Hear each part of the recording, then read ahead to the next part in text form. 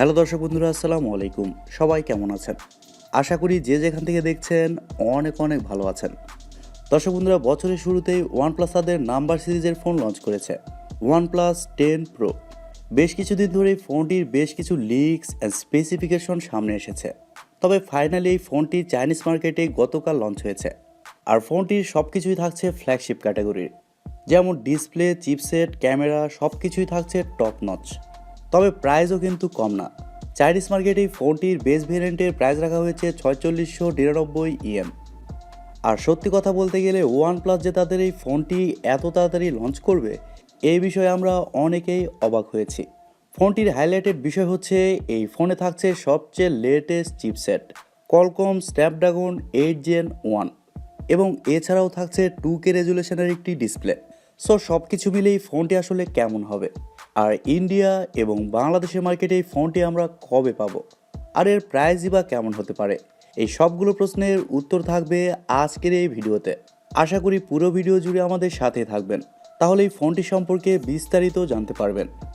আর আপনি যদি আমাদের চ্যানেলে নতুন হয়ে থাকেন, সেক্ষেত্রে আমাদের চ্যানেলটি সাবস্ক্রাইব করে পাশে থাকবেন। প্রথমে এই ফোনটির ডিজাইন এবং বিল্ড কোয়ালিটি নিয়ে যদি কথা বলি, তাহলে ওয়ানপ্লাস এবার একটু নতুন ডিজাইন আনার চেষ্টা করেছে। ফোনটির ব্যাক সাইডে অবশ্যই থাকছে গ্লাস এবং ফ্রেমে থাকছে অ্যালুমিনিয়াম, আর ব্যাক সাইডে থাকছে কর্নিং গরিলা গ্লাসের প্রোটেকশন।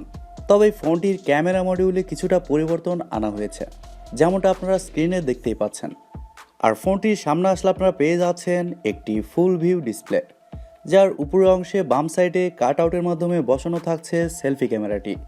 আর ভালো ব্যাপার হচ্ছে ফোনে থাকছে ইন ডিসপ্লে ফিঙ্গারপ্রিন্ট সেন্সর, যা খুবই ফাস্ট এবং অ্যাকুরেট বলে জানতে পেরেছি। পোর্টস অ্যান্ড বাটন হিসেবে ফোনটিতে ওয়ানপ্লাসের স্লাইডার আপনারা পেয়ে যাচ্ছেন। এটি ওয়ানপ্লাস লাভারদের জন্য একটি গুড নিউজ।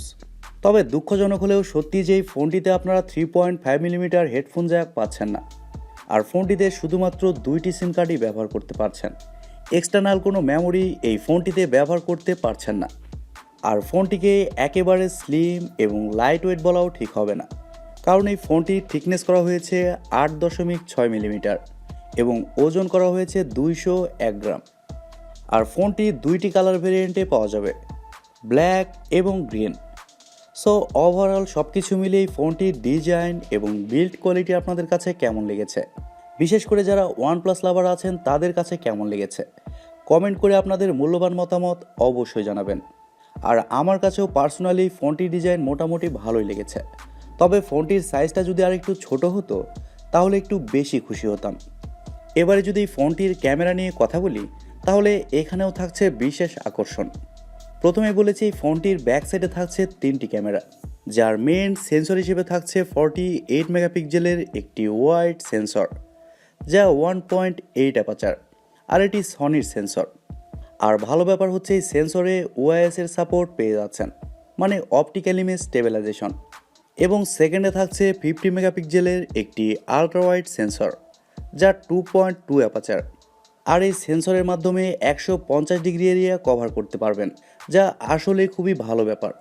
আর সবশেষে থাকছে 8 মেগাপিক্সেলের একটি টেলিফটো সেন্সর, যার মাধ্যমে আপনি at a time 3x optical zoom করতে পারবেন। আর এই সেন্সরে আপনারা ওআইএস পেয়ে যাচ্ছেন। ফোনটির ব্যাক ক্যামেরার ফিচার হিসেবে থাকছে হ্যাসেলব্লেড কালার কোলাবোরেশন, এবং এছাড়াও থাকছে dual LED dual tone flash, HDR এবং প্যানোরামা। তবে সবচেয়ে ভালো ব্যাপার হচ্ছে ফোনটির ব্যাক ক্যামেরা দিয়ে আপনারা সর্বোচ্চ 8Kতে 30 এফপিএসে শ্যুট করতে পারছেন, এবং 4Kতে 120 এফপিএস পর্যন্ত শ্যুট করতে পারছেন। আর ফোনটির সামনে আসলে আপনারা পেয়ে যাচ্ছেন 32 মেগাপিক্সেলের একটি ওয়াইড সেন্সর, যা 2.2 অ্যাপারচার। তবে এই সেন্সরে কোনো ধরনের ওআইএস পাচ্ছেন না। তবে হ্যাঁ, এখানে এআইএস এর সাপোর্ট পেয়ে যাচ্ছেন। আর সেলফি ক্যামেরা দিয়ে আপনারা শুধুমাত্র 1080pতে 30 এফপিএসে শ্যুট করতে পারছেন। তবে পার্সোনালি আমার মনে হয়েছে সেলফিতেও 4K অপশনটা দেওয়া প্রয়োজন ছিল। আপনারা কি বলেন? ফটো কোয়ালিটির কথা বলতে গেলে এই ফোনটির ফটো কোয়ালিটি খুবই ভালো হবে বলে জানতে পেরেছি। এবারে যদি ফোনটির ডিসপ্লে নিয়ে কথা বলি, তাহলে এই ফোনে থাকছে 6.7 ইঞ্চির একটি LTPO2 AMOLED প্যানেল, যেখানে থাকছে 1 বিলিয়ন কালার সাপোর্ট, এবং আরও থাকছে HDR10+ এর সাপোর্ট। এই ডিসপ্লেতে থাকছে 120 হার্টজের রিফ্রেশ রেট, যার কারণে ডিসপ্লে টাচ রেসপন্স খুবই ভালো হবে এবং আরও থাকছে 1300 নিটস পিক ব্রাইটনেস। আর এর কারণে ফোনটি আপনি ডাইরেক্ট সানলাইটেও ব্যবহার করলে ডিসপ্লের ব্রাইটনেসের ঘাটতি ফিল করবেন না। এক কথায় ডিসপ্লে খুবই ব্রাইট হবে। আর আগেই বলেছি ডিসপ্লেটি 2K রেজুলেশনের একটি ডিসপ্লে, আর এখানে থাকছে 525 পিপিআই ডেন্সিটি এবং এই ডিসপ্লের প্রোটেকশন হিসেবে থাকছে Corning gorilla glass Victus. OnePlus কিন্তু এই ফোনটিতে খুবই ভালো ডিসপ্লে প্রোভাইড করেছে, যেমনটা শাওমি 12 প্রো ওই ফোনটিতে ব্যবহার করেছে। ফোনটির সফটওয়্যার এবং পারফরমেন্স নিয়ে যদি কথা বলি, তাহলে এই ফোনে থাকছে অ্যান্ড্রয়েড 12.1, যার ব্যাকএন্ডে থাকছে কালারওয়েস 12.1। আর আমি প্রথমেই বলেছি ফোনটিতে চিপসেট হিসেবে থাকছে Qualcomm Snapdragon 8 Gen 1, যা রিসেন্ট লঞ্চ হওয়া একটি নতুন চিপসেট। এই চিপসেটটি মূলত 4 ন্যানোমিটার আর্কিটেকচারে তৈরি করা একটি Octa-core প্রসেসর এবং জিপিইউ হিসেবে থাকছে Adreno 730। এই জিপিইউটি থাকার কারণে ফোনটিতে যে কোনো হাই লেভেলের গেমস আপনারা সর্বোচ্চ 90 FPS-এ প্লে করতে পারবেন।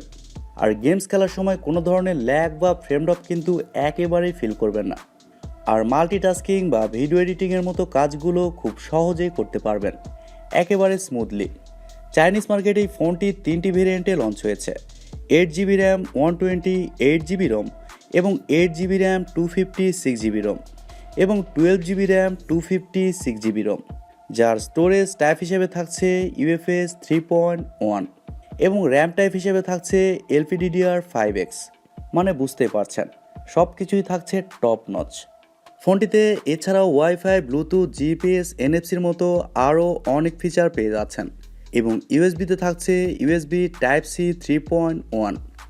ফোনটির ব্যাটারি এবং চার্জার নিয়ে যদি কথা বলি, তাহলে এই ফোনে থাকছে 5000 mAh-এর একটি ব্যাটারি, আর ফোনটিকে চার্জ করার জন্য থাকছে 80 ওয়াটের একটি চার্জার। আর ভালো ব্যাপার হচ্ছে ফোনটিতে 50 ওয়াটের ওয়্যারলেস চার্জিং সাপোর্টও আপনারা পেয়ে যাচ্ছেন এবং আরও থাকছে রিভার্স ওয়্যারলেস চার্জিংয়ের সাপোর্ট। এবারে কথা বলা যাক এই ফোনটির প্রাইস এবং লঞ্চিং ডেট নিয়ে। দর্শক বন্ধুরা, চাইনিজ মার্কেটে এই ফোনটি গতকালই লঞ্চ হয়েছে, আর ইন্ডিয়ান মার্কেটে এই ফোনটি মার্চের শেষের দিকে আসতে পারে। ইন্ডিয়াতে এই ফোনটির প্রাইস হতে পারে 60 থেকে 65,000 রুপি, আর বাংলাদেশের মার্কেটে এই ফোনটির প্রাইস হতে পারে 70 থেকে 80,000 টাকা। আর বাংলাদেশের মার্কেটে এই ফোনটি আপনারা ফেব্রুয়ারির শেষের দিকে পেয়ে যাবেন, তবে সেটা আনঅফিসিয়ালি। সো দর্শক বন্ধুরা, এই ছিল আজকের ভিডিওটি আপনাদের কাছে কেমন লেগেছে কমেন্ট করে অবশ্যই জানাবেন। আর ভিডিওটি যদি সত্যিই ভালো লেগে থাকে তাহলে টিভি টেক টিউব চ্যানেলটি সাবস্ক্রাইব করবেন, ভিডিওতে একটি লাইক দিবেন আর সব সময় আমাদের পরিবারের একজন হয়ে থাকবেন, কারণ আপনাদের সাপোর্ট এবং ভালোবাসা সব সময় প্রয়োজন। সো আজকের মতো এ পর্যন্তই। সবাই অনেক অনেক ভালো থাকবেন এবং নিরাপদে থাকবেন।